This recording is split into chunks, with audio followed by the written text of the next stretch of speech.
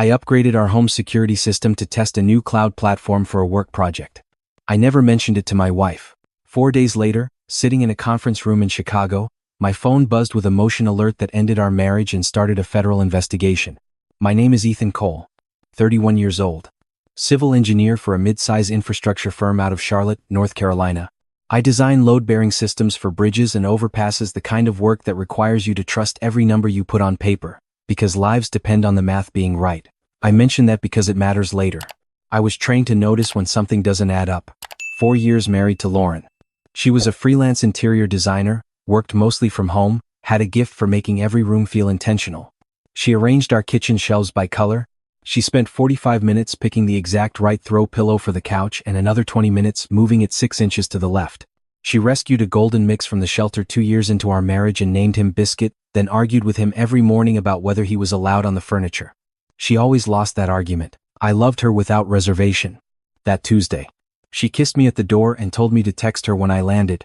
The firm was sending me to Chicago for a 4-day infrastructure conference, bridge load analysis, not glamorous, but important. I grabbed my rolling bag and my laptop case and told her I'd bring back deep dish pizza and her favorite Lake Effect coffee blend from the place near the conference center. She laughed and said, "Don't forget." Door closed. Car backed out. Gone. What I hadn't mentioned was the camera upgrade. 3 weeks earlier, I'd signed up for a new cloud-based security platform our firm was piloting for remote site monitoring. I figured I'd run the residential test at home first. 12 cameras across the property, real-time cloud sync, motion alerts pushed straight to my phone. The old system stored footage locally on an SD card I never actually checked. This new one backed everything up automatically, accessible anywhere with a signal. Lauren knew we had cameras. Had always known. She just didn't know I'd switched the backend. The old system had been glitchy for months. She assumed it was still glitchy. I hadn't corrected that assumption, not out of suspicion, but because it was a work test and I hadn't thought to bring it up. That small, unremarkable omission is the only reason I know what I know now. I landed in Chicago at 6:40 p.m., checked into the hotel, ordered room service, answered 12 emails, and fell asleep by 10. Nothing unusual. 3 days of presentations and breakout sessions followed. I texted Lauren in the mornings. She sent me pictures of Biscuit looking offended about something. Normal, comfortable, the kind of quiet that feels permanent until it isn't. Thursday morning, second to last day of the conference. I was sitting in a breakout session on composite deck fatigue when my phone vibrated in my pocket. I ignored it. It vibrated again 15 seconds later. Then again. I pulled it out under the table. 3 motion alerts from the front door camera, stacked on top of each other, timestamped 9:48 a.m. I opened the app. The feed loaded in 3 seconds. Our front porch. Lauren was standing at the open door in her work clothes, not pajamas, not casual Thursday morning Lauren, but dressed and ready. Like she'd been expecting someone. A man stood on our front steps. I didn't recognize him. He was carrying a canvas tote bag, the reusable kind, flat and empty looking. Lauren stepped aside. He walked in. She closed the door. I sat in that conference room for approximately 6 seconds without moving. Then I switched to the interior cameras. The hallway camera showed them walking together toward my home office, the small room off the main corridor that I'd converted from a guest room 2 years ago. Lauren walked ahead. She wasn't hesitating. She moved with the efficiency of someone who knew exactly where they were going and how much time they had. He followed close behind, not looking around, not taking in the house. He'd been briefed. I switched to the home office camera. She opened the door. He walked straight to the filing cabinet along the left wall, not the desk, not the bookshelf, the filing cabinet, and pulled the top drawer open. Lauren reached past him and pulled out a brown accordion folder I recognized immediately. My grandfather's estate paperwork. Original deed to the property in Asheville he'd left me. Insurance policy documents. The letter from the estate attorney confirming the transfer of assets. All of it together in one place because I'd been meaning to scan them for months and hadn't gotten around to it. She handed the folder to him. He placed it carefully into the canvas tote. Then she opened the second drawer and handed him a smaller manila envelope. I didn't have to see inside it to know what it was. The investment account, transfer documents my grandfather's broker had mailed me when the portfolio converted to my name 8 weeks earlier.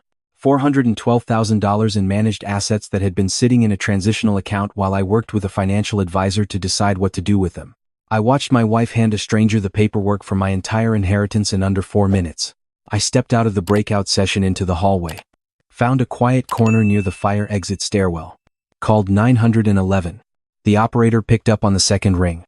I explained clearly and without raising my voice I was watching my home security system live from Chicago. A man I'd never seen was inside my house with my wife. They were removing documents from my home office. The operator asked if I believed anyone was in danger. I told her, no, they were working together. She asked me to confirm the address. I gave it. She told me she was dispatching a unit and asked me to stay on the line. I watched the cameras while I waited. The man finished with the filing cabinet. Lauren walked him back toward the front door. At the threshold, she checked the street in both directions before opening it, fully the same instinctive, practiced gesture I'd see people make in movies right before something bad happens. He walked out. She watched him reach his car, a dark blue sedan I hadn't seen before parked 2 houses down. Then she closed the door and walked back toward the kitchen. 12 minutes later, the front door camera picked up 2 Charlotte Mecklenburg patrol officers on the porch. Lauren answered the door. I watched the interaction through the camera, couldn't hear it, but I watched her body language. Relaxed. Cooperative, hands visible. She gestured inside. They came in, looked around. She walked them through the house. 4 minutes of this. Then they left. I still had the operator on the line. She confirmed, units had made contact. No signs of forced entry. Resident stated nothing appeared to be missing. I told the operator that the resident was the one who took the documents. Another pause. She connected me to a non-emergency detective line. I left a detailed message with my name, callback number, and a request that someone pull the camera footage through the security platform link I could provide. Then I stood in that hotel hallway staring at the floor for a long moment. My phone buzzed. Lauren. A text. Biscuit just tried to eat my lunch right off the plate. The audacity. How's Chicago? I typed back. Ha. Classic Biscuit. Conference is good, miss you. I went back into the session for exactly 9 minutes. Then I walked out, went to my room, packed my bag, and booked the first available flight home. 11:40 a.m. Departure. Landed Charlotte at 2:15 p.m. I did not go home. Travis Holloway had been my closest friend since freshman year at NC State. We'd stayed in the same dorm, graduated the same year, stood in each other's weddings. He'd gone into cybersecurity, consulting the kind of firm that helped corporations figure out where their data was leaking and who was doing the leaking. He was methodical, private, and one of the 3 people in my life I trusted completely without having to think about it. I texted him from the lift. Are you at the office? I need to come by. Something happened. He met me at the door. I showed him the footage without explaining it first. He watched the whole sequence without interrupting. When it finished, he rewound it once, paused it on the moment Lauren handed over the accordion folder, then set the laptop down on the desk between us. Walk me through what was in that brown folder, he said. I listed it. Original deed to the Asheville property. Title documents. The insurance policies my grandfather had carried on the house for 30 years. A copy of the probate finalization letter dated 6 weeks ago. Travis's expression didn't change, but he pulled his own laptop toward him. What about the manila envelope? Investment transfer documents. The brokerage account paperwork from First Meridian Trust. He was already typing. Her full name. Lauren Ann Cole. Née Pearson. Born in Savannah, Georgia, 1991. Or at least that's what our marriage certificate said. Travis typed for about 45 seconds. Then he stopped. Ethan. His voice had shifted into a register. I recognized the tone he used when he was about to say something he'd already verified twice and was still hoping was wrong. I'm getting nothing. Savannah, Georgia.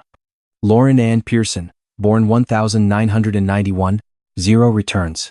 I told him to run it again. He ran it again. Georgia DMV records. South Carolina cross-reference. National Identity Verification database he had access to through his firm. He tried variations: Lauren Pearson, Lauren A. Pearson. Lauren Mary Pearson. Checked her social security number against our joint tax return I had on my phone. The number came back assigned.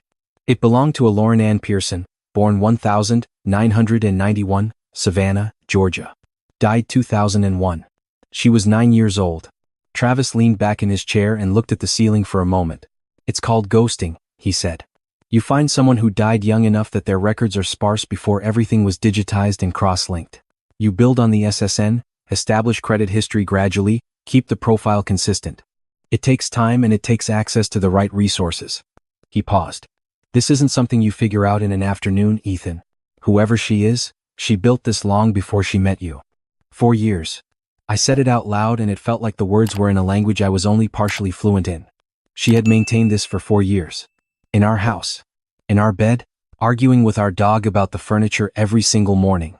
Travis called a contact at the Charlotte field office, a detective named Morales he'd worked with twice before on corporate fraud cases. Morales picked up on the third ring. Travis handed me the phone. I talked for 5 minutes. Morales asked one clarifying question partway through, then let me finish.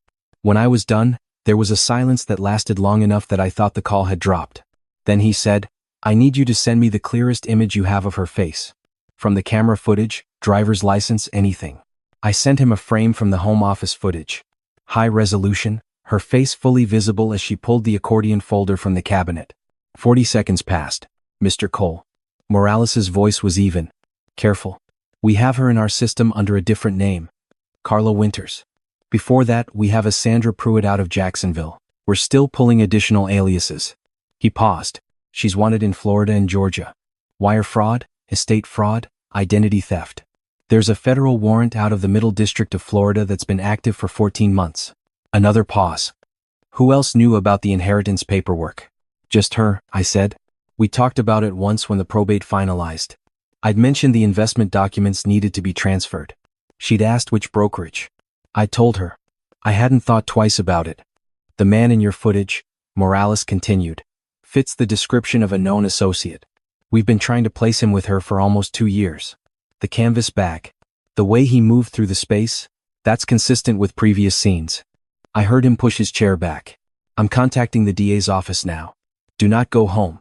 Do not contact your wife. Where are you currently?" I gave him Travis's office address. He told me to stay put. I sat in Travis's kitchen and drank a coffee that tasted like absolutely nothing, and watched the afternoon light move across the floor and thought about every conversation we'd ever had about my grandfather. His health declining. The property in Asheville he'd bought in 1974. The portfolio he'd built over 50 years of careful, patient investing.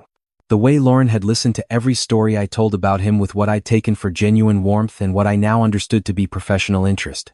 She'd asked which brokerage. Morales called back at 4:52 p.m. "We have her," he said. She'd been stopped on I-85 southbound, 43 miles outside Charlotte, in a rental car. Not flying, driving.